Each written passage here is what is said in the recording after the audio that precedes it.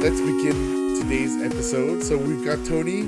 He's actually made his second appearance today on our show, the MPCs of the marketing playable characters.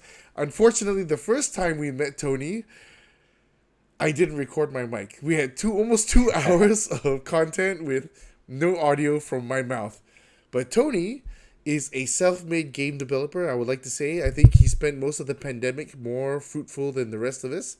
Came out the other side as a game developer and is now working for AeonSparx. Am I right? Yes, correct. AeonSparx Interactive. Yeah, so I'm so happy to have you back. It's been some planning. I think we wanted to do it Yeah. much earlier, but we never got around to doing it. And as with me and Josh doing this NPCs podcast is like slower than a snail's ass. So we are back again. This is going to be probably episode 2 of season 3. But yeah, Tony, you want to just give a quick 2 minute rundown of what you've been up to in the last little while that you've been doing? All right. So since it's probably gonna be the first time that your viewers are gonna see me, right? So hi, my name is Tony. I'm a game designer at this little studio called AeonSparx Interactive. I am fairly new in the role. I've only been in the industry less than 2 years. And currently, we are developing a new game, and we hope to release the demo at least to the public by early next year or mid next year. Oh, So nice. that's what I've been busy with when it comes to work. Has it been that's been the one project you've been working on since the last time we talked to you? Let me see. I've was involved in two other outsourced projects, but sorry, I can't really talk about them. Oh yeah, no problem, no problem. But yeah. Yeah, just minor stuff with the game designs for those projects. Cool. So for Yeah. you all who also don't know, but Tony is an avid power lifter now, apparently. What's your Olympic with weightlifting. like snatch lifting, Yeah, snatch and clean shit. Yeah, correct. bro? Are you like not worried you're gonna accidentally like I don't know drop the barbell or something? I think that's the thing. I think I've always been someone who's very active Mm. physically with sports and all that. So, after I got injured, I tore my ACL playing basketball, and Oh, tell me about that. I couldn't really like get back into that. Mm-hmm. So I needed something to fill the void, and I found that weightlifting kind of does that because I've done bodybuilding before that, Mm. but after a while you feel like that's not as dynamic Okay. or explosive, right? So weightlifting allows me to do uh, not just keep myself fit, but also to be explosive and be dynamic with the movements, and also keep things fun at the gym. I'm scared to ask what's your deadlift now. Deadlift, because deadlift is not the prime Yeah, it's not mover the of primary. in Yeah. weightlifting. Yeah, yes. But before I started weightlifting, I did 190 kg. Okay, I think that might be about 40 or 50 more than my personal best. Back before I had knee problems. Anyways, Yeah. so getting onto this thing, we talked a lot about. So Josh and I talked a little bit about when we first launched this channel, right? Like Street Fighter 6 was the first topic that we talked about, right? And how Street Fighter 6 was another leap forward in gameplay. And like when I talk about old school games, like when we played Mega Man 2 versus Mega Man 3, they added a slide mechanic, and every Mega Man after that had some evolution of a mechanic. And I was always wondering, like, sometimes the game is so good you just want to play it anyways, right? You want to see what happens next to the character or the characters when it's in the history of its game, right?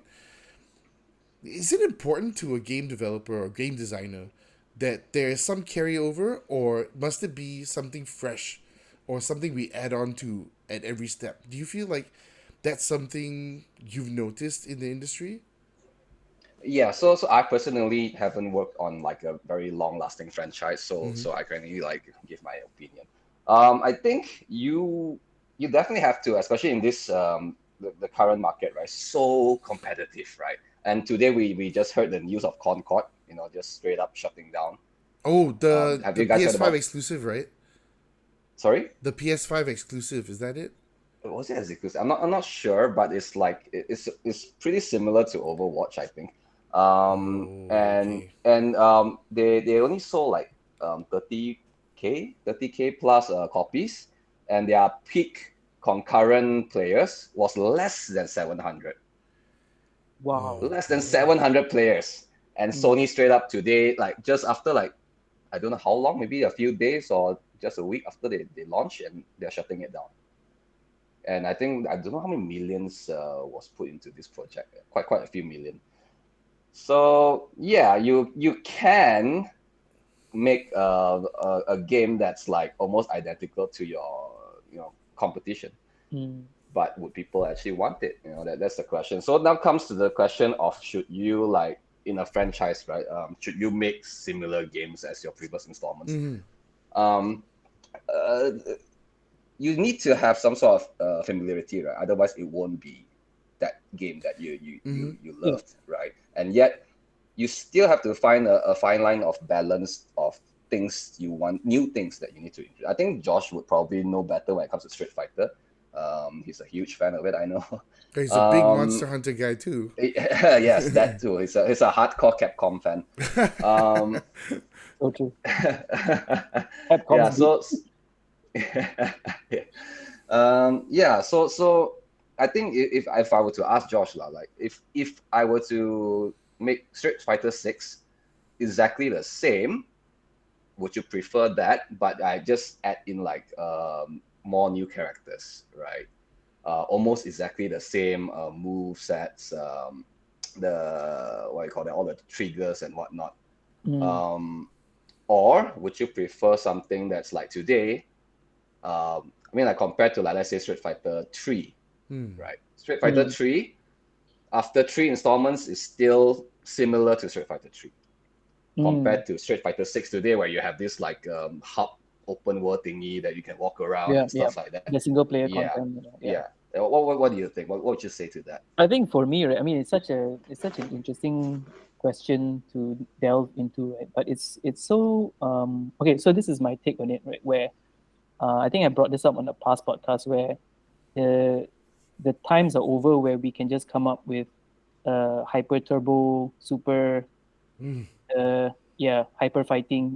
At Street Fighters 2's, maybe that was a design decision, but there was, I think, how many was it, John? There was like 5 or 6 different iterations for Street Fighter There's 2, right? two arcade, then there's hyper fighting, then there's super turbo, no super, then super turbo, Yeah, and then in between there was a hacked version called Rainbow Edition. yeah. So that's kind of like 4 or 5, right? So imagine, I think they only really added some balance changes and some new characters along the way, right? So this is the same situation where, if the question comes down to, okay, if the next iteration of Street Fighter were to only incorporate new characters, would that be enough? And I think in reality, in general, there would be a resounding answer of no, because uh, because we live in this age where, and it's the same with in general when it comes to products and services, right? Where people now, and as consumers, right, we have so many different options, so many different uh, competitors trying to one up each other with new mechanics, new players, new single player content, which wasn't really a big part of Mm-hmm. fighting games, for instance. But Yep. now you have different genres incorporating different portions of different genres, right, into their games, even though it just comes out as, let's say, just mini games or just a small part of a quest. So, for example, like, I think if I'm not mistaken, I've never played it, but I've read a little bit about it when it comes to Yakuza, right? Mm-hmm. And probably Tony, you know Yakuza so well, I right? played like two installments. Yeah. Yeah. So it's like, where you have Yakuza is basically like a whole city and it's filled with mini games, right? And then you Yeah. have the latest iterations, the last two, I think it was basically turn-based, which kind of like, it was like an offshoot of one component within the Oh. original game, right? So Yeah, I think yeah. they kind of like they tried with just fully turn-based. I Mm, haven't played the last two installments, but I think they kind of found the balance where you incorporate turn-based at the same time, it's still kind of like action. Wait, I thought Yakuza was more like a Shenmue type of game. It It was. started that way. Yeah. How did It it end up started as turn-based? exactly. So like Shenmue as well was like it was action, but they had mini games in the middle, right? Yeah, So I yeah, think yeah. Yakuza kind of amped that up, plus with all the nice AV models and stuff. But Yes. put that aside. But I think the point is that, like you said, right, they found the sweet spot, and they still have that action game incorporation. But if I'm not mistaken, I think they're gonna go like there's gonna be several different under the Yakuza franchise, but you have different types of gameplay focuses, right? So one is turn-based, another one is more the traditional of how Yakuza actually started. So I think back to the question, it's because and it's all when it comes to games, it's all your each title, each developer is basically fighting for one thing, right? Which is, yes, I mean, DLC content and money from us is important and purchases, right? But most importantly, they're fighting for our time, Yeah. right? Correct. So being a student, and then I would assume maybe you can divulge more on how you take it into consideration as well as a part of a game development company where um, we only have so limited time, right? A lot of us either studying, work, family, right? So what do we attribute the half an hour or 1 hour a day on a weekday when we want a game? What game is entitled to our time? And Yeah. for that, it's like if you have the same thing again, like Hyper Turbo Dream Match, just additional characters, is that enough? Then maybe it goes down the Concord way where it's like clearly, yeah, it's not enough, right, to be exactly like how it was or how your competitors are. It's just not sufficient anymore in today's age. Yeah, I think it's quite unfair for me to say that Concord is like exactly the same as Overwatch, because I've never played Overwatch, to be Sure. honest, and and that's what I heard. I heard that it's just a ripoff of Overwatch. I'm not sure, but yeah, I think that is because there's a lot of factors into it, because it's live service, then it's probably microtransactions, and people already invested so much in Overwatch and Valorant and all these games, right? Yeah. Why should I like go to a completely different franchise, right? When I really invested so much in this other game that I've been playing for years, right? So it's just very competitive, is one. And another thing is, do you have the extra magic sauce, right, for me to even want to try to play a game? I mean, also, of course, on top of that, they reported that they had been like over 30K copies sold, and yet their highest peak was, and they just released like not too long ago, and their peak number was 700 concurrent players, which is weird. And something must have really gone wrong, or they are just it's just like the players like, this is pretty much like a game that I've been playing, but it's not as good. So no thanks, right? Yeah. So as for games like Yakuza, I think actually, although they do make very minor changes every installment in terms of the combat system, but ultimately everything is kind of the same, right? It's always, they have a lot of dialogues, very like, convoluted story. Then there are mini games. It's always like, it's not always the same mini games, but you have the few like staples, right? The karaoke, and then the perverted AV star kind of like mini games, and Good to know and that's then still you have, there. and then the mini games is always the star of the game, right? And then you have like all these like parodies of American culture. You have like this weird Michael Jackson character and all that. But yeah, this mini games and this all kinds of parody of characters kind of do appear in almost every installment. What they change is probably just the combat system most of the time. And the reason why they don't have to change significantly or add too much new stuff is because they are a story-driven game, right? Correct. So as long as the story has development and progress and is meaningful and is engaging, then I don't think they need to introduce too much new stuff. So this is a pretty good case study. So when they released the new, I mean, not new, now it's been like what, 4 installments ago now. when they introduced this new character to take over the franchise, right? This Mm. Afro dude, and Mm. they introduced this turn-based system. The fans were pissed off, Yeah. right? Mm. Why are you introducing this new thing that we've never asked? And also at the same time, you ended the story well enough. You know, the Yeah. character has a good ending, and then you still want to continue and all that lah. So two different topics, but yeah. So in terms of the gameplay, yeah. So that's a pretty good case study, right? So if you did not introduce the turn-based system, would players complain if it's the same shit? I don't know. Then you have FIFA and 2K, right? Yeah. Which is pretty much the same shit every Years year, and years and yeah. and people still buy them, right? Actually, yeah. Oh, I sorry. mean, that's interesting you brought up 2K because I know 2K and FIFA, they maybe change the game mechanics probably once every 5 years. You know what I mean? Vary so slightly. Very so slightly. Yeah, yeah. Though just the Yeah. thumbstick movement and all that.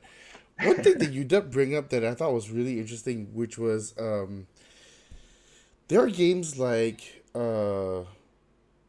your 2Ks, your FIFAs, and all that, which are just maybe a little bit of graphical like change, a roster change. Then they add stupid gambling things with microtransactions and all that.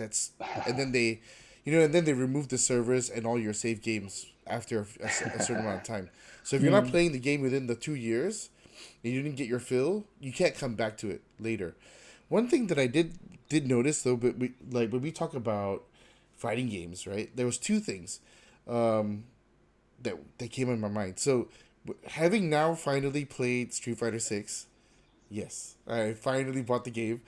Having now finally played it, I can openly admit that actually it's a much better game than I thought. Mm. It is far superior a fighting game than I ever initially thought. Now, everything seems to be very easy to pull off. So it leaves you with a lot more imagination. The barrier to entry really now is skill. Not so much execution skill, but skill.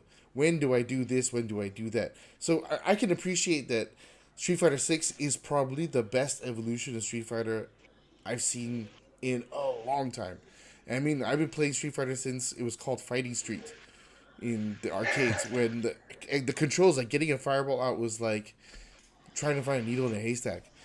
One thing that I did think was really interesting was that if you look at Counter Strike as a case study, now all they've done is upgrade the graphics this time, and they added one new effect, which is now the smoke. You can shoot a hole through the smoke and see the other guy if he's on the other side. Wow. That's it. I never That's knew it. that. Wow. 100% gameplay the same. To me, it's a game. It's a game that hasn't changed. The skybox, okay, fine. So you can throw your grenades higher up now. There's no limited skybox avenue compared to like previous iterations of CS:GO. Now it's like Valorant, right? Valorant, you can basically throw a knife from B bomb site to A bomb site just by getting the angle right. So I wonder, there are real misnomer type of games where the gameplay is not story driven, like in Counter Strike, but the gameplay has stayed relatively exactly the same. The spray pattern has been the same since I played it since CS 1.6. You know what I mean? Yeah. Still the smiley face. Yeah, yeah. It's kind of like And the V. why, what is it about that game that keeps people coming back? Is it because they got it so buttery smooth that all Valve has to care about is what's the next one going to look like? Yeah, I think in terms of that, there's also a factor because when we talk about not just Counter Strike, Street Fighter as well, then they are also e-sport, right? Ah, So Mm. they have professional gamers, players, celebrities even, right? And these people have like built a huge following for themselves and a huge market for the game itself, and to continue that following for the game and themselves. So it's kind of fair to say that they kind of can't change too much. Not sure about Counter Strike because I haven't played it since like secondary school. It's the right? same, bro. It's the same. It's exactly the same. I can't tell you anything that's different. It's just like, okay, fine, better sound. Graphically Yeah, looks nicer. So yeah, so it has to relatively still be the same. or exactly the same in Counter-Strike's case. But Street Fighter, I think because Street Fighter probably has a more competitive market in that fighting game market, right? Or esport, that they have to kind of evolve to keep things interesting, not just for the players, but for the competition itself, right? This new little mechanics. I mean, like we talked about, it can be just simple evolution, right? I mean, like I started playing game post Atari era, right? Yep. But then imagine if we started playing games during those Atari era, like what games do they have? Pong, for example, right? Mm. Can you imagine yourself still finding Pong interesting to play or to watch today? I don't think so, right? Yeah, and then comes to Street Fighter. At first, it's I don't think it's the first ever fighting game. I'm not sure. No, it wasn't. Yeah. It wasn't, right? Yeah. It was So something it's called almost. ER Kung Fu. Oh, really? Yeah, Was it not already, it's the champ? first one. Is it by Japanese developers? I think so. Yeah. But Oh, I can't be. I mean, it's in one of the Street Fighter documentaries because whenever they do Street Fighter documentary, they talk about like, oh, what came before it? So this real lame game called ER Kung Fu. Mm. yeah. So yeah, I would imagine that the first Street Fighter is almost like just Ryu and Ken, right? Yeah. And Yeah. And you can't even Fire choose spot. Ken. You'd have to be on player 2 side to get Ken.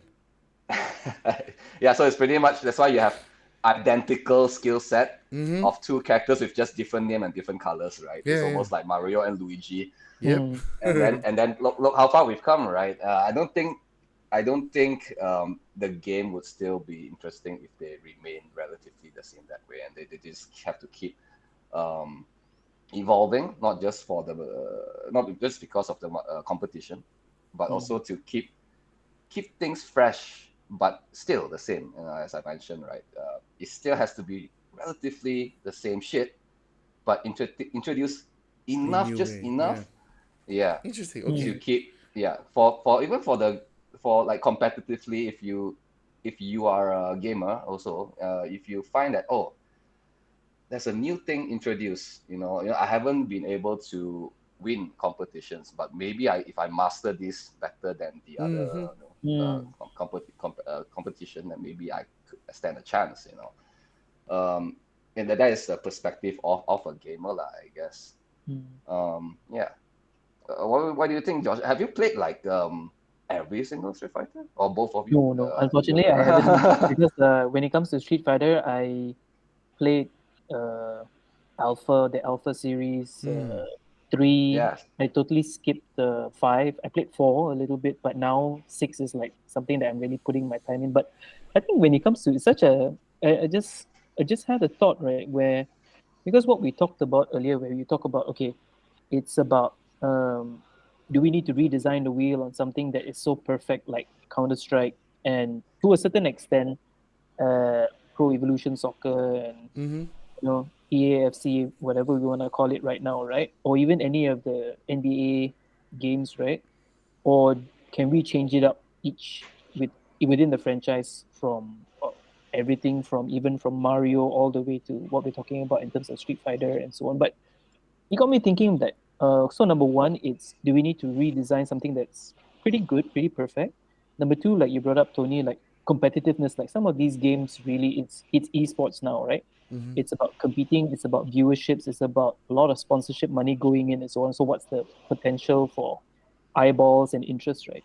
But there's also another third factor where maybe, right, some of these games just don't have the license to iterate so much. So what I mean by that is imagine because some of these games are based on realism, on real sports. So how much more can you change? Okay. And also when you talk about Counter-Strike, right? Counter-Strike is tactical warfare, right? How much more can a tactical warfare between two squads based on realism? We're not talking about like Unreal Tournament, right? Or even Valorant or so we had Quake, we had Unreal, so that was fantastical, right? So it's versus realism and fantastical. So Street Fighter is fantastical. So it has kind of like the license to change.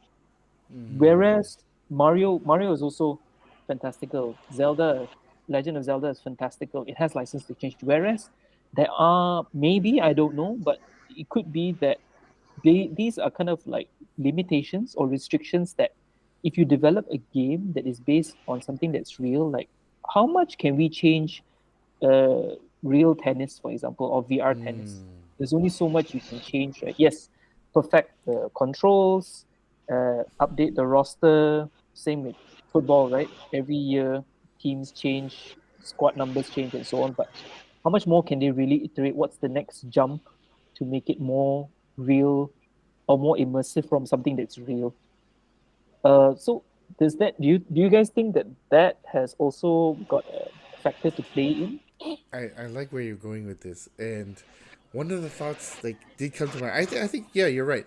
I think when it comes to things like Counter Strike, I think you're like, what's the next level? Is it like, oh, make it like Rainbow Six, where everything's aimed down sights and then you can do the lean and all that kind of stuff? Is that the next the next iteration of movement for that game, or make it like unrealistic like COD, where suddenly you can run 25 kilometers an hour nonstop without getting tired. You know what I mean? Like Hmm. there's there are certain levels to it. But I did want to pose one question back before Tony gets in on this, which is, I think personally, Street Fighter Six might be closest to the perfect Street Fighter, gameplay wise, ever. And I, of course, not being a developer or game designer myself, and or I mean, sure, I've been a long time fighting game fan, but that doesn't mean I'm very good at it. I also don't see how they can make this better. Hmm. I don't see a world where they make the next game, Street Fighter 7, better than this one. I actually see this game lasting as long as 4, if not maybe a couple years longer. Hmm. Is that sort of like, do you think that there's a limit that suddenly, oh shit, the pudding's really good now. If we add a little bit too much sugar or add a little bit too much milk, we're gonna make it bad. Yeah, I think what they would likely do if if game gaming hasn't changed is still going to play on a controller and Mm-hmm. not like Ready Player One and stuff like or Black Mirror. Hmm. Um, yeah, I think what they would probably do is to remove certain things that they added Oh. before and then introduce new things to replace them rather than to just keep adding. I mean, I don't think Hmm. that's possible. You're right, it's not possible. Yeah. I think that's the only way you can keep things fresh. Or they just put back whatever they added previously, which they Hmm. removed, which is another way to go around it. Just that now you have this old features that we added in the past but we removed, but now you can play it with these new characters that came Hmm. up after that, right? Like But Tekken. that yeah, that is a gimmick, but I think it's generally how I would do it. Um, that there's only so much like you can do, especially like this kind of like requires like quick reflex kind of game, right? It's not Hmm. a Good lot point. Yeah. you can add too Yeah. much into Yeah. it. And Josh made a good point about like realistic kind of games like sports, right? Yes, there's nothing much you can change about that apart from the controls, or you add more things you can do that is not fixed. What I mean, like let's say basketball. Used I haven't played like NBA for a long time, but back then like PlayStation 1, 2 era, a crossover is just you on the PlayStation just press the Yeah. square button and you do a crossover, right? Yep. Hmm. And now maybe in the future they would probably add in like how to specifically do a crossover. Mm-hmm. Mm-hmm. So the better you do it, so there are more variables into it, right? So the Yep. better skilled you are, the better timing and stuff like that, the better you are in defeating whoever you're playing against, Hmm. right? Mm-hmm. So with more variables, it opens up more, True. Options True. are, yeah. More more complexity, yeah, more Yep. chaos. more complexity. Yes, yes. But that's the difficult part, right? You can't make it too complex to a point that it's not fun, Yeah. right? True. And Yeah. and like in terms of like for Counter Strike, yeah, but to be fair, Counter Strike don't release a new installment every year like FIFA and No. NBA, right? So it's like this new one. How long is it? Has it been? I think it launched last year, mid-year, CS2. Oh, so it's fairly PS2, new right? Oh actually. yeah, they're still So working out all the bugs. I mean, they're like, this is on their new gold source engine or whatever. I see. With the skins that you can buy and stuff like that, right? Yeah, I mean, Yeah. let's be honest. Like, I think that's I mean, if we talk like Street Fighter, other than characters coming in, it's also some of the new trigger points and new gameplay mechanics. The only thing that keeps CS:GO or CS2 on life support is the fact that you get skins and they can be traded for money. Yeah, That's pretty much the only it, economy they have. yeah, but if you look at like Steam, like active players, they're still like one of the top Oh, ones, dude, and it's it's quite crazy. it's like I mentioned this before in one of our older podcasts. It's like I watched Michael Jordan play in the finals, and he hits a game-winning three over Byron Scott, and then you immediately get a basketball and go outside and try that same dribble, backstep, shoot it, and see whether you nail it. Yeah. Right? I think it is Yeah. every part of that is about mimicry as well, right? Like, can I do that too? So I think a lot of people watch like ESL1 Cologne, all their tournaments that they have for CS2 and CSGO, and they go, "Oh man, I gotta try this new tactic or this new op shot or whatever and all that." Yeah. Okay, like, I can see how that still works for some people, like. Yeah, I think for Counter-Strike's case, right, it's almost like they have to be like a sport game, right? They can't Yeah. change it too much. So imagine if you add stamina, or if you can look out from That'd be from mad. where you're hiding behind. Yeah. It's not Counter-Strike anymore. You lose the rhythm of the game, right? Yeah, you're right. Counter-Strike You're right. has that Correct. rhythm. You just you add something, then it's gone. Oh, Tony, right? Yeah, you actually, just so You have to be true. Like, very careful. can you imagine if you just add in like in Counter Strike, right? And you brought up the point on reflexes, right? It's so true because like these games are, especially games based on realism. It's based on, how quick your reflexes are, how your Yep. decision making, and so on, right? So Yeah. can you imagine if they add in things like bullet time, and it just stops No, for yeah, a that moment would for just you mess to the decide? whole game Yeah. up. It doesn't make sense already, right? Yeah. To Correct. the Yeah. experience. Yeah, so that would be a totally different game already. It won't be Counter-Strike anymore. So it's like pretty much like if you're making an F1 game and then you add in a motorcycle into it, it doesn't make sense, MotoGP right? cycle. Yeah. So racing game is another thing that's pretty interesting. That do you know that the most successful racing game is not any realistic racing game. It's actually Mario Kart. Oh, And okay. I thought it was gonna be. I was thinking, Yeah. really? Yeah. Actually, Mario Kart. Yeah. I do love Mario Kart. No, Yeah, but you have so the so point. Yeah, it is Mario Kart, Yeah, right? I have two copies. I have yes. Mario Kart 8 Deluxe and I have the old Super Nintendo one. Yeah, so bringing back to like what Josh said, right? So they because it's not realistic, they have the license to do whatever they want, Mm. to make it fun, and yet it still satisfies your urge to play a racing game, right? Mm-hmm. But of course, yes, realistic racing game still has a huge market, but to the mainstream, that's how you tap into the mainstream and people that like to play racing games, right? Yeah. This is the way you have racing, and yet it's not really just racing game. It's No, it's of a course huge not. IP, yes, Mario and all Yeah. that, Yeah, and that's you can true. actually sabotage each other and stuff like that, which is fun. Blue shell. Blue shells Oh, and man. Yeah, Fucking- yeah. So yeah, I think that's the interesting thing, right?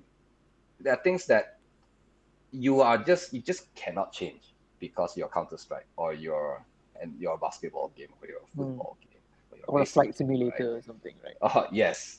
Yeah. But yeah, that one's a simulator lah. Yeah. No, but literally, Yeah. So yeah, so certain like okay, so then you have like things that has cliches that you must follow. Mm-hmm. For example, like mecha games, right? You cannot change too much of that, even though you're a completely different franchise developed by totally different studios. But certain things must be in it, Yeah. right? The controls, you need to have all these like very mechanical, sophisticated upgrade system, and then targeting system and stuff. I look at what's that game called Armored Core 6, right? Before Armored Core 6, I've never even heard of Armored Core, but apparently there's six installments, so they have to be very popular. Yeah. So yeah, so it's developed by From Software, so they're like pretty much like a Souls-like mecha game. Mm-hmm. yeah, so I've no I've grown up never really played too many mecha games, but of course the most the one that's always been always in my fond memory is Virtual On. Mm. the Virtual On. One day when I'm rich enough, I will own the two-player cabinet. the whole thing, the whole Yep, the machine, whole right? The thing, whole the thing. whole That's thing, crazy. working buttons and Yeah, yeah, everything. yeah. So if you look at it, that was like what in the 90s. Yeah, So it's Yeah. like mid 30 '90s, right? plus years. '96 onwards, I thought. Yeah. Yeah. So it's like almost like 30 years ago already, right? And if That you was look at futuristic, bro. Bro, it Virtual was On. yeah, damn good, man. Sega I was AM2. yeah. Holy shit. What a Yeah, developer. Sega City back then. Yeah. Yeah, yeah, yeah, Um, yeah, yeah. Yeah. yeah, Sunway Pyramid. Um, yeah. So if I looked at Armored Core and Virtual On, I think there are very familiar like Hmm. Mm. things in both of them. Yes, of course, I can't say that it's similar because Yeah. it's not, but there are like very familiar things about Inspirations and mecha yeah. inspirations. Yeah, right. So it's like it's almost saying that if you want to make a alien invasion game with a UFO has to be like a saucer, so you cannot Hmm. change it to a Mm. square, right? So Yeah, it's yeah. that kind of thing. Certain things just cannot be changed, and I think even if you do John, you said the Counter Strike, the only thing that changes is like you can shoot through the smoke bomb, and then you can see the other player. Yeah, so yeah, I think it's very difficult for developers or even designers to decide um, whether they want to, do they need to, do they have to, Mm. or they just like ah, let's just give it a try, right, and see what happens, like Hmm. Yakuza, for example. Yeah. But it's Yeah. so interesting that Tony, you mentioned it's such a. I mean, some people may think of it as a negative word, right? But it's such an important word to think about, right? Or concept to think about. What is the cliche and the expectation that we must have, right? So Mm, a cliche by no means is a bad thing because a cliche is something that we must need. So I'm assuming that most developers like yourself and then any other studio house that's developing gaming content or maybe not just gaming, like almost every other product, marketing product or service as well, is like what are the cliches, what are the expectations, what are the must-haves that we need, but what are the two, three, four things, or maybe just one thing that will make us uh, be noticed or spend more time with that. So they're like, mm, it sounds like there's gonna be like rules of the game that you must follow, whatever it is, whatever genre, whatever expectation in a movie, content, or an activity. But what is the additional wow that we can provide into that experience? yeah. I feel like it almost sounds like, when white people get married, they say things like, you must have something borrowed, something blue, Okay. something new, and I don't know what four things like, like, but it seems like there might be a familiarity recipe in creating, Mm, like, for example, a great first person shooter game must have, good gunplay mechanics and recoil control, and then subsequently the other thing that you must have is movement control and how you're able to, traverse the map quickly. But everything else apart from that can be new, right? The setting can be completely new. Like Apex Legends is always the battle royale, or like PUBG Battlegrounds. That's the modifier that they have that makes the game just that little bit more interesting than Counter Strike, right? That it's not a tactics based thing. There is some tactics, but now your tactics is against the entire map and however many squads there might be. Do you think that there is a little bit of that sort of like cookie cutter recipe that people draw upon, but they just add 10%, 15%, 20% difference, and that just makes it that much sweeter as a game? Like, Well, I want to yeah. say, like, Valorant for me was like, okay, that's a big change. Like, Valorant maps, I still think are shit compared to Counter Strike maps. But Valorant, I mean, look at it. Aside from the graphical overhaul, right? They just added unique tactical elements, right? Like skills that you can use in an ultimate and all that, and that changed the game completely. mm. Actually, if I can just give a quick example, right? Think of I could be mistaken, but if I'm not wrong, right? let's talk about Dead Space, right? Oh, So Dead okay. Space, if I'm not mistaken, it is a horror. It's clearly inspired from Biohazard, the Resident Evil franchise, right? But what made it stand out on its own, right, and make its mark was a very small change, and it was very real because people got to see it firsthand, which is actually just a HP behind your back. Oh yeah, yeah, yeah, yeah, yeah. There was it's such it's still a zombie third person, whatever you want to call it, lah, right? But that slight change, right, and the narrative plus, but gameplay wise, it's just that HP indicator that raised up the tension for people. Mhm. Mm. Yeah, so that is so fascinating. So there's that, and then for instance, third person shooters. There's so many, right? But I can think of, like, for instance, like sorry, not third person, like first person shooters. Another small change was Halo, right? So Halo just gave like a bullet counter on your gun. I think they were the first to do it, if Oh, I'm not mistaken. a visible bullet counter on the gun, right? Yeah, Yeah, a yeah. visible bullet counter. So I think they were the first to do it, right? And people loved it just for that. I think it's barely even 10%, right? Change or I mean, 5%. the modifier in that was space, right? Yeah. Yeah, like Dead Space for me was I willingly admit this. I will not play this game unless it is like super bright outside and all like Oh man, I and I love have this like game three too, man. people It's around me so so good. I don't get scared of my own. But one of those things was that really set it off for them was it's the entire thing was like it's like playing Colonial Marines, right? Super duper scary game, super duper atmospheric, and very confining, but like not as confining as Biohazard or Resident Evil. Like Mm. like it wasn't made clunky. You know what I mean? Like old PlayStation 1 kind of controls clunky and slow. This was quick movement and scary. You know what I mean? Like I even remember there's one time I had it on my tablet, my very first Android tablet, and the only way you could play Dead Space is in the portrait mode Oh, because they Mm. want you to feel like you're in a corridor, so they didn't give you landscape. Wow. And I was like, "Fuck this! I'm not gonna play it. Too scary." But I Yeah, mean, that's those are immersion. Yeah. yeah.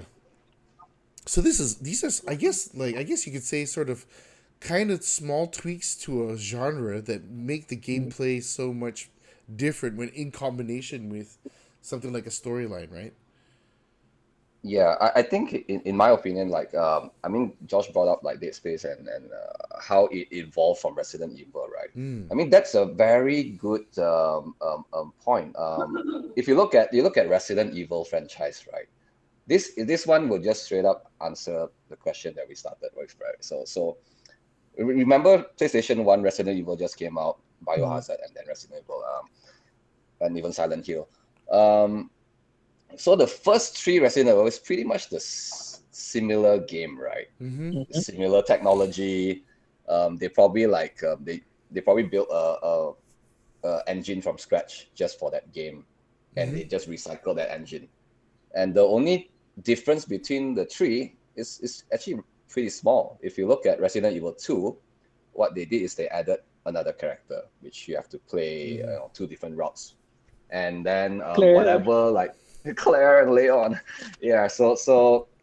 If you play with Leon first, if you took certain things, let's say the first aid spray or whatever, right, and you took it as Leon, and then when you play Claire's route, you might not get those anymore. Of course, they removed this feature, this thing in the remake, but in the original they had this, and that was an interesting thing that they added, right? This new little gameplay, this new like whole new scenario where they play two different characters at different points, and slightly well without spending too much investment as well. The two routes feel slightly different, not just because you started at different points, but also because in the second route you have Tyrant, right, that appears, which later evolves become Nemesis in the third one. Hmm. Um, it will start come like chasing you around the police station, and then towards at the end of the second round it will evolve to become this final boss that you have to face, Mm. but only in the second round you get that. In the first round you don't get that, so it's like Mm-hmm. they reuse the assets and the things they built, but and yet they give you like this two different routes that feels quite different. which is very, very smart of them. And then you have Resident Evil 3, it's pretty much just Jill Valentine, and then the Nemesis just chasing you around the whole of Raccoon City.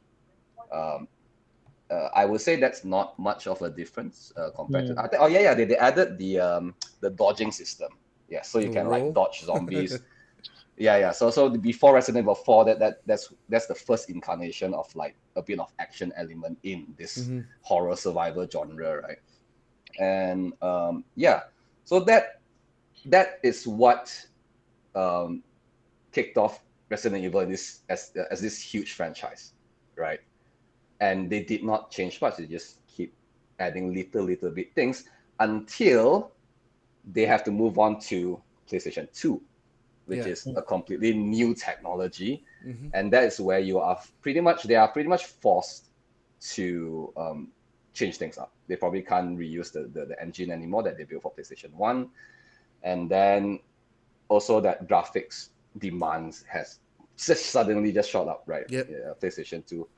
And also you have copycats that comes after, not just I don't want to call Silent Hill a copycat, but it's pretty similar, right? Yeah. But it is a direct competition in that genre, and they feel like maybe while we are forced to make changes anyway, why not we try a completely different kind of gameplay and yet still maintain the same universe, the same story, but just make it slightly different, more than just a survival horror, but kick up a notch with the action elements.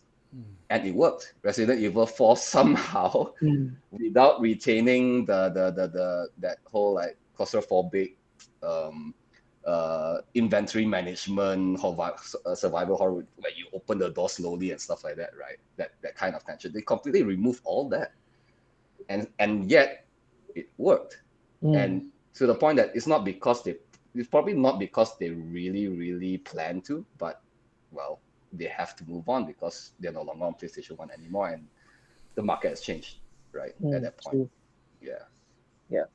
And also like let's not forget the main thing that they did was to remove that clunky tank movement, right? Oh.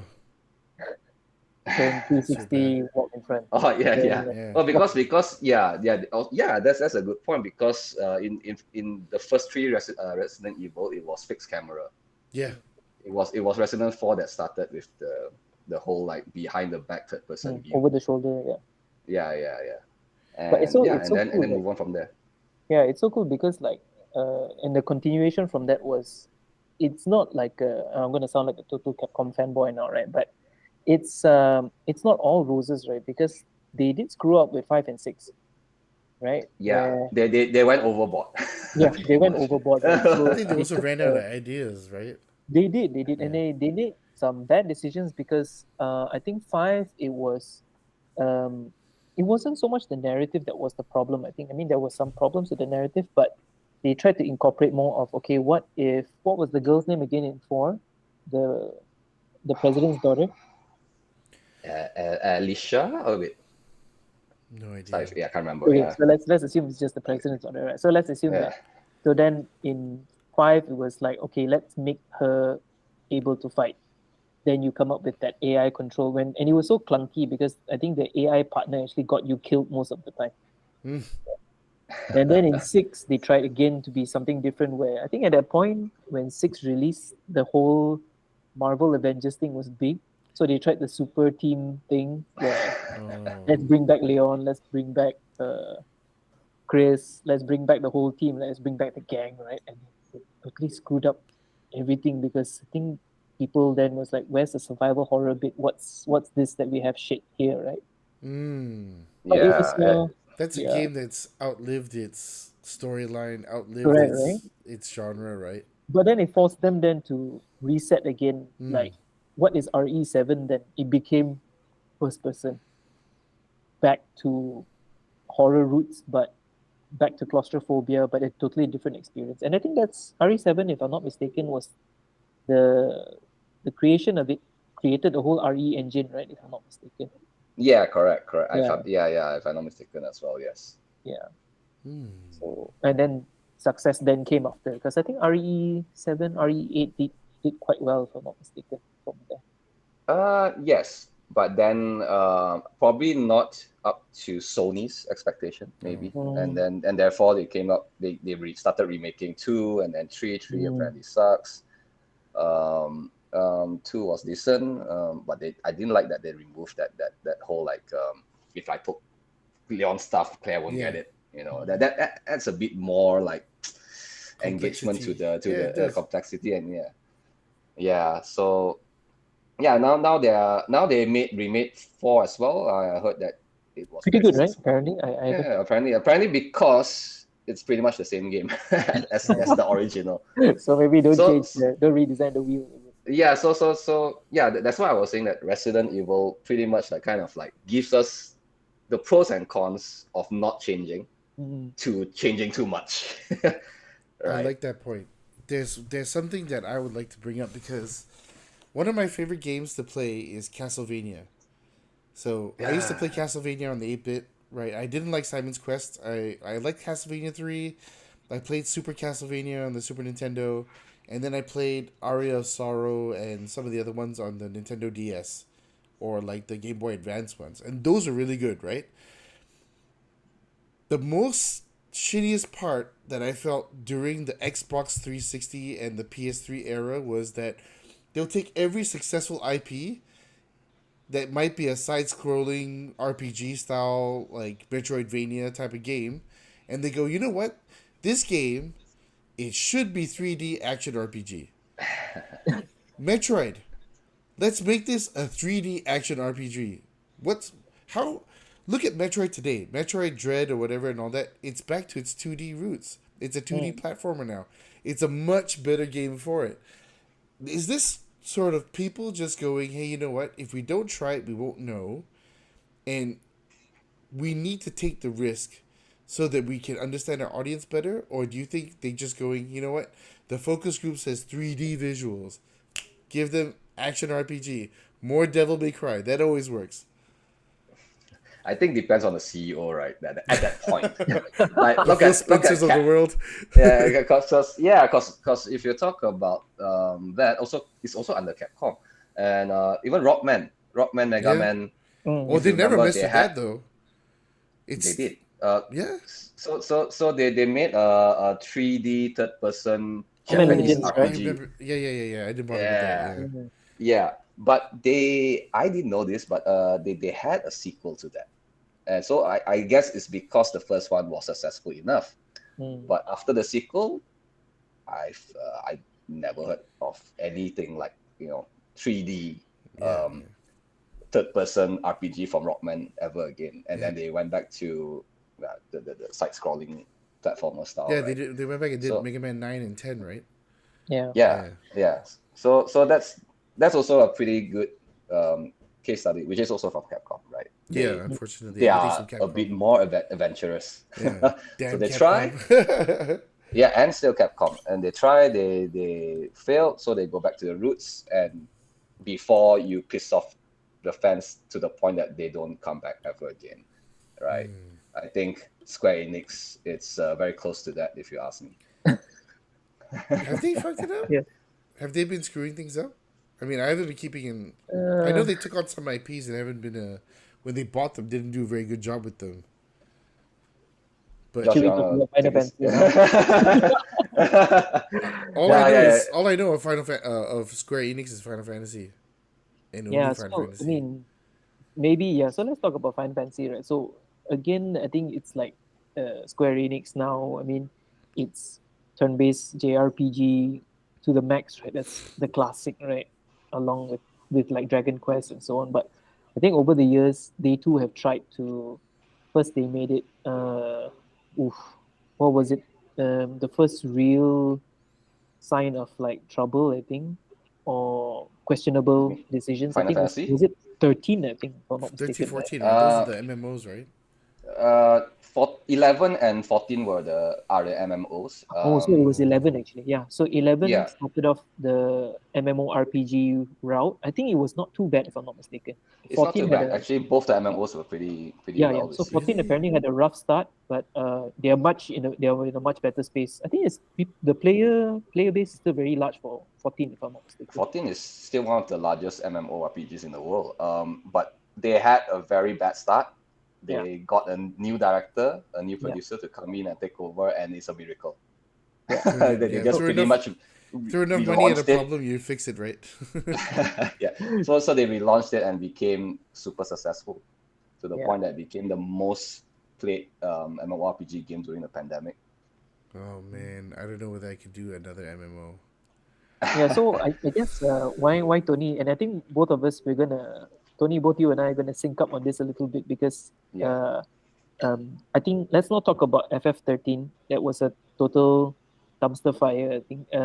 But I think you can talk a little bit more on 15, and I will talk about 16, and then we'll talk yeah, about remake yeah, and rebirth.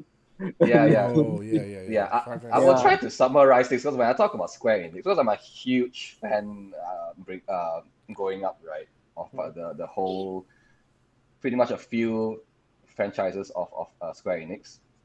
Um, so 13, I played a little bit, but not too much, but it's the same reason why everyone complains that it's shit, right? Because it's mm, not a usual Final Fantasy RPG style. I mean, the story, the premise, yes, very Final Fantasy. Characters, all yes, looks good, very Final Fantasy as well. But they, for some reason, they try to do this very linear, like chapter by chapter kind of like style, right, with no exploration. So that doesn't make it RPG, let alone Final Fantasy, No, it's right? on rails, right? It's on what? Sorry. It's on rails, as in only one path. yeah, Yeah, because it yeah, was yeah, Yeah, yeah. So super it's easy. very linear. yeah. Yeah, it's completely linear. And then 14, well, let's not talk about 14 because it's a completely different department. And then 15, well, that was a 10-year development hell, right? At first, it was supposed to be part of the FF13 universe. So it's called Versus 13. And then it was very hyped up. People saw the trailers, the demo gameplay, and all that. It looks really good, and people are like, just can't wait to play this game, right? Especially if it's like, oh, FF13 sucks. This is the revival, right? And then because of this whole 10-year development hell, they what's the director's name who did Kingdom Hearts and FF7 remake? Tetsuo, wait, no, what's his name? I Josh, don't do you remember his Nobuo, name? right? Is it? I can't remember. Yeah. So anyway, that director, so he was originally in charge, and then many years later, he was removed from the project and to continue Kingdom Hearts 3 or something. And then this other director was brought in, and I assume he was rushed to complete the game. And then whatever this game that they released, they rebranded it to FF15, and it wasn't anything like what they've shown in the original first few trailers and demo gameplay. And some of the characters just straight up was replaced, and all the interesting things about the original story was removed, like how the main character's family supposedly like support worship Satan and stuff like that. So all that was removed. All these know. interesting parts were removed, and that's not the worst part. The worst part is that the game that they released at full price wasn't complete. Oh So yeah, that yeah. Oh that's man. there was a first act, there was a last act. It doesn't feel like there's a second Middle. act. Yeah. Yeah. Yeah. And you know how like Final Fantasy and like generally JRPG games are like, right? You have many different cities and towns to Yeah. explore, different cultures, different history, different lore. And yet in this one, in the whole freaking game, there's only like 3 or 2 cities. And the city that your main character came from, you don't even get to visit that kingdom before it was destroyed. So there's a lot of issues like that like then they start talking about, oh, a lot of people died in that, but you don't even get to meet these people before they die, so there's no like emotional attachment and stuff like that.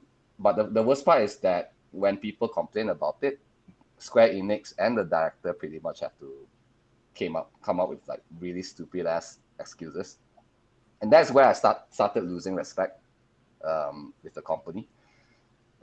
They say that, oh, because we want to give this game a perspective of focusing on the main character only. Bullshit. Oh gosh. Then because then after that they started releasing DLCs to patch up the game. So it's like, oh, we listened to feedback, so now we're gonna give you what you think is missing, and we're gonna charge you for it, for this DLC. So you paid full price for a full game that's not complete, and then they're charging you to complete the game. And then that director, like, I fed up, I resigned, and then they just pretty much stopped everything. So it's pretty much halfway. And then they also, remember, they released a movie called Kingsglaive before the release of the game, and that has a huge disconnect as well, because everything that was mentioned or happened in the movie didn't quite really like sync up with the actual game story. You mean it was supposed to sync up, man? I mean, at least, like, let's, for example, I'll give you an example. So the main character in the movie was not mentioned at all in the game. That's fine. Another thing is that one of the main characters, there's like 4 main characters in FF15, right? Mm-hmm. So the father of one of those characters were in the kingdom when it was being invaded, and his father died. And when that happened concurrently during the game while you're playing it, because it happens concurrently, the movie and the game, right? So when that kingdom was being invaded, and then the news came up that everyone in that, in the castle has died, whatever, right? And that character is like, no emotions, no mention about the father at all. So there's all these things that doesn't tally, that it just frustrates the shit out of you, right? Especially, I remember that I bought PS4 just to play FF15 at that time. So yeah, and then I'm not gonna go too much into it. Like, and then there's FF7 remake. That's not really a remake. That's yeah. And maybe Josh can share about FF16. Yeah, so I mean, for me, I too love the franchise. I can only attest to really finishing FF10, but still I play most of the games, right? But I skip 15. But that's what Tony was sharing in terms of 15, right? So I think they brought on the director from Final Fantasy 14, which is the MMORPG, and there was a lot of hype. Yeah, he was the producer only. He wasn't. So he was the producer. Yeah. So, I mean, I think there was a lot of goodwill going around to the build-up, and I bought the game ultimately and played it, right? But remember what Tony mentioned earlier about he wanted to just focus solely on the protagonist, right? So I think with 16, what happened was that I think honestly, it felt like he went into hyperdrive into a single protagonist story. It's easy to tell, right? Yeah, so I mean, but that's not the kind of like missing the point, right? Of like the Final Fantasy identity is, yes, the protagonist's story, but it's also about the story of the party, right? Everyone else. So I think that was one. In terms of narrative, there was too much concentration on the protagonist and his strife, whereas, yes, it's important, but what about the other? So the other party members, which we will talk about a little bit later, what that party is, right? But I want to talk about the narrative first, because I think they were either pressured, I don't know, maybe pressured or highly influenced by. They still kept the summons, the world building, every tenet that is familiar, cliche in Final Fantasy, right? But they were so influenced or pressured by the Game of Thrones thing. So the castle intrigue took over what Final Fantasy was. So there was a lot of, and I'm only talking about the narrative, where it was conspiracy, this person is against this, who is this hidden faction. So it became like so castle conspiracy driven, too many layers. Just political, very political. Very political, and it kind of lost the identity of what for me at least, right? What Final Fantasy is. And then the other big thing was gameplay wise, your party, they're all AI. So for me, right, because FF16 came out after Final Fantasy remake 7 remake, and I like, okay, I didn't play the original Final Fantasy 7, but I What? like remake. Yeah, I did. I did, No, but I no, what are you no doing? No. no You gotta go. seriously. No, you can't. You have to play the original Final Fantasy VII. That's I what I've been tried. telling him. I tried, right? But to be fair, I finished Final Fantasy 7 remake when Tony and I have discussed this in the past. We don't like certain narrative directions that the game took, but gameplay wise, I really liked it, and I still like it. I think now I'm playing Rebirth, and I like the whole. It's an action RPG, but you still have Oh, turn-based elements, pause, yeah. but you can switch party members, So the party element is so important. So that's why when they took that part away within FF16, right, I felt like, wow, I don't even know what the female protagonist's name is because it felt so disconnected for me. So I was so I mean, don't get me wrong, I mean the gameplay was action art. It was like an action game, right? And I like action games, but it felt so different from what Final Fantasy was that recently I decided like, hey, I'm not gonna pick up this game anymore, and I actually traded back that game. I mean, I Yeah. still love Final Fantasy. I'm playing Rebirth now, just starting, but You, I just no, no, couldn't. no, No, no, not no. with You FF16. gotta No. go back and no, Josh. You have to play seven. You have Yeah, to. man. I've only played two Final Fantasies in my entire life. Wow. The first one on Nintendo and Final Fantasy VII. The first one, there's really not much reason to play it. Like, there's no real storyline you can get invested in. It's just that, for nostalgia's sake, it was the first one, right? But seven, holy shit, man, that shit'll break your heart. And like, Yeah. and it's very anime. It's super anime. It's like, Yeah.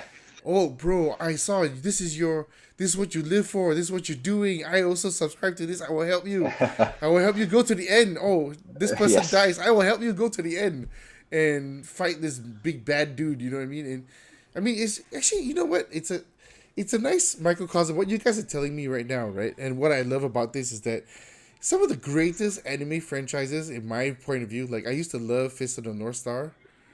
Oh shoot. And the why is Fist of the North Star suck so much ass now? You know why? It's because Ken is the unbeatable good guy. He's so unbeatable now that it doesn't matter. You feel like he's the bad guy. He just rolls through your town and kicks someone's ass, make their head explode and all that kind of stuff. And you're just watching it for nostalgia's sake, right? Like, it's lost its way because he's got no North Star, as it were, for, just to bury this pun a little bit, but there's no guiding light for him anymore. He's lost his center. You know what I mean? Like, he's just going around. His center now is to solve everybody's problem. Kill this guy. Kill that guy. This guy's an asshole. Make his head explode. You know what I mean? But Yeah. I guess that's the. I guess they're trying new things over at Square Enix, but I think they lost sight of the anime storytelling. Yeah. Yeah. So to me, it feels more like they're milking it. Yeah, doesn't it? But I With guess remake and rebirth. But I guess they can, right? They're as big as Capcom is. They can afford a few dumpster fires and then go, okay, you know what? Let's go back to the. Okay, there are 8 characters in this game. I have to tell a story for 8 of these motherfuckers. And their parents and their dogs and their cats and all that. And then you will get a game. Yeah, I think in their defense, they did do certain, like Josh said, that the gameplay of FF7 remake was good. That is one good thing about the so-called remake I'm that not going they've to play done it. well. And yeah, so from turn-based, you turn it to this like hybrid of like action and turn-based, and also it actually evolved from FF15 because the AI in FF15 kind of like just straight up terrible. They just die all the time, and you just have to revive them, and then to a point that I'm just gonna smash one button until the enemy dies. I don't have to revive any of these other 3 idiots that are following me, right? So they did evolve gameplay wise in the right direction.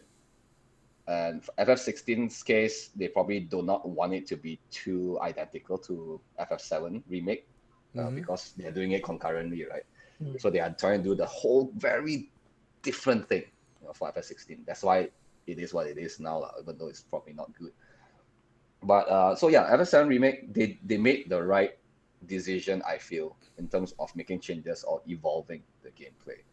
But again, to me, as someone that grew up playing Final Fantasy, right, the changes they made to the story is the problem to me. Is the narrative. It's like, yes, it's the narrative. So it's like, you can't imagine what goes on in the boardroom, right, when they are like deciding to develop this remake. It's like everyone's demanding for a remake.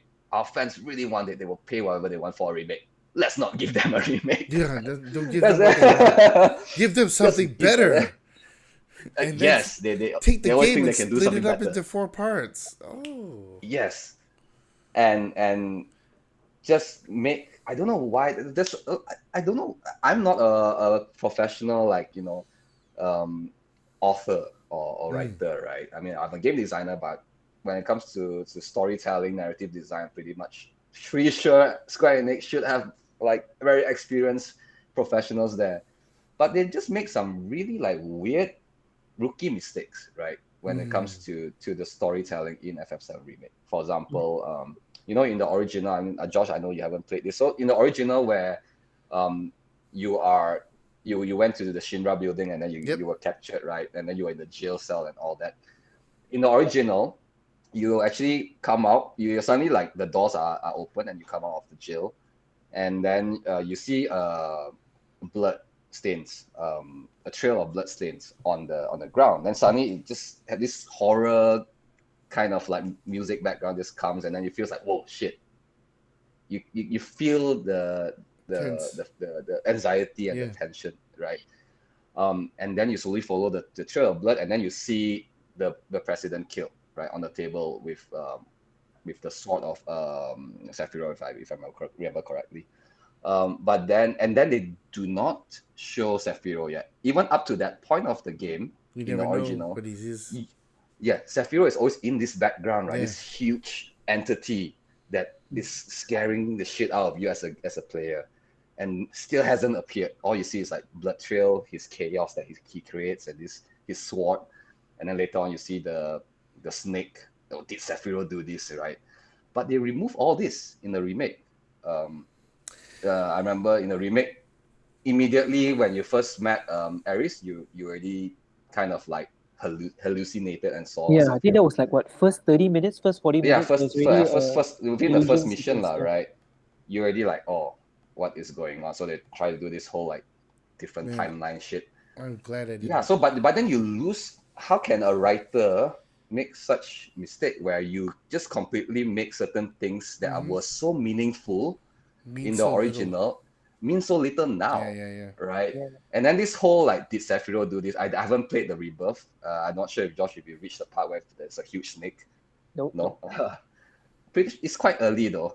I think I heard that it's now a compulsory boss, but in the original you are supposed to avoid it and not fight it at all. And then you see the snake just completely killed by Sephiroth with a stick or something. Yet you still have not seen Sephiroth yet in the story. So it's still this lurking, this huge Big enemy entity, just this- looking Like an behind you. albatross. Yeah. But in this Rebirth, I haven't played because I gave up on the whole the whole franchise already by now. And like I heard from my friend, he said that now that snake is a compulsory boss. Why? Why? Also, like, I think the point you brought up, right? I mean, I can only imagine what goes on in the writer's room when it comes to. Well, I think the problem here is, I mean, with a lot of not just gaming, right, but also in long-standing content, right? We're talking about movie franchises. We're talking about maybe beloved books and so on. When the directive is that, oh hey, remakes are the thing now because this came out in the 90s. We're all in our 30s and our 40s now. Like there is this original base to cater to, but there's also a new base to cater to. So like I can only imagine the amount of pressure that all these writers have to face is like, because they have to balance, okay, those who love it, and Star Wars fans will know this, right? like crazy. It's like we have to keep those who love it, but then now we also have to Well, think now they're about not even trying to. They're yeah not even no trying to so, keep those who love it. They're not yeah, even trying. because look at what has happened to the Acolyte, right? It's gone down to agenda DEI agenda, which I hope all of our beloved franchises in gaming and even in movies don't take that path, because it's like to push an agenda, they push things that were original tenets of I, the story, right? And That is all George Lucas' fault, if you ask me. Shouldn't have sold it to Disney. you should have come sold it. on. You mean corporate America, right? Should have sold it to I gotta say, like, I think you touched upon something that I thought can wrap this up quite nicely. It's the idea that, remember we talked about it at the beginning, right? Something borrowed, something blue, something new, and don't know yeah, whatever that white people like to get married to shit. It feels like that, right? Like when you look at Total Recall, Arnold Schwarzenegger, yeah. and Colin Farrell are like Total Recall. Like, why? Why is the story so different? Like, what? Why? Does it need to be, or can you just take the same idea and make it 15% more different in a different way? I'll give you a really great example. My friend likes to think that I'm oversimplifying this movie, Tenet, by saying that it's just a James Bond movie that plays with space and time. It's just the bad guys figured out this big new super weapon that allows you to go backwards in time while you're going forwards in time. And he's like super annoyed with me when I say that. But I'm like, it's not that difficult to understand. This guy, he just wants to end the world. His main mission in life is end the world. And his method around it, it doesn't matter. That's just the window dressing. That what keeps you interested. Yeah. You know what I mean? And I think that maybe, for all intents and purposes, right? Just to put a pin in this one, because I gotta run soon. But like, All right. in all fairness, I feel like one thing that's come clear to me is that in service of narrative, the gameplay can stay the same. However, when a game is popular and big enough, sometimes the gameplay does need to augment and change when when there's less perfection in the way it's presented. Like for example, Street Fighter 5, crap game. Street Fighter 4, good game. Street Fighter 3, everyone hated it. It's too much of a different direction, and it's become like a high execution Street Fighter type of game. People love it for that, but trying to replicate it, damn near impossible. What do you guys think? Do you think that's sort of the case? Like it's like a very delicate teeter tottery type of balancing act, right? Like I wonder, like, is Final Fantasy ever going to get there? Is Street Fighter ever going to find a new way to evolve after 6? I just can't see it. You know what I mean? Like, what do you guys think to close it out? Personally, I think at this point, it's just again who the CEO is. Oh man, that's a good point. At that That time. is a good point. That is a Yeah, good point. Yeah. So if you look at Square Enix, at current, I'm not sure if this was before this new CEO came in or after. So they wanted to introduce NFTs in Oh god. their games, and then they This Web3 thing, man. yeah, it's like, instead of remaking FF7, we split it up. Asked that same director that did Kingdom Hearts to give this convoluted timeline thingy in, and split it up to like multiple installments and milk it as much as we can. And then wow, at it we come up with some spin-off with some battle royale shit which failed after 1 year. Yeah, to me, first of all, depends on who the CEO is at that point. If it's a AAA studio, and what the studio wants to do or what he thinks is good for the betterment of the business and the organization, right? Yeah. But when it comes to indie studios like myself, it's a whole different thing. Right? No, of course not. Yeah. Can be just a passion project that we ourselves in the studio think that is fun, is something that we want to do, that we feel like people would like it as well.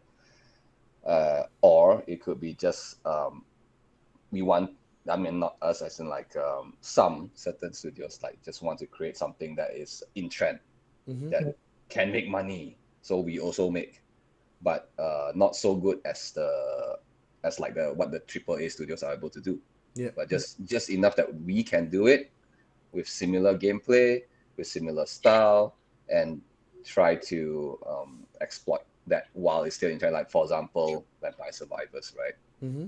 It's just done by this solo programmer during the pandemic, I think, and it has this like Castlevania ripoff art, pixel art style, and all it does is just like a mobile game that you play with a single hand, pretty much, and it Cool. became super huge, Mm. and a lot of indie studios, oh, this is easy to make. Let's make this, but we make it in 3D. Oh, instead of this Castlevania theme, we make it in like a magic fantasy theme. And then you have so many different versions of pretty much the same game, but none of them have been as successful. Yeah, they don't capture the Yeah, imagination the same way. yeah, yeah. So, but I mean, it's fair. I mean, art influence and inspire new art, right? Yeah. It's Mm. never Yeah. 100% Yeah, original. that's true. If Yeah, you're right. You're right. Yeah, so if you're able to do it but not exactly the same and provide um, a fresh entertainment value to gamers, I think it would work. But the problem is a lot of people just want to make it fast and quick while it's still in trend and make money. Mm. And most of them just fail. Yeah. Yeah, I mean Yeah. that's my take at least. Yeah. Yeah, No, I think Tony, you hit the nail on the head, right? It's back to the question that John had. It's balancing. Okay, what's nostalgia? What's new?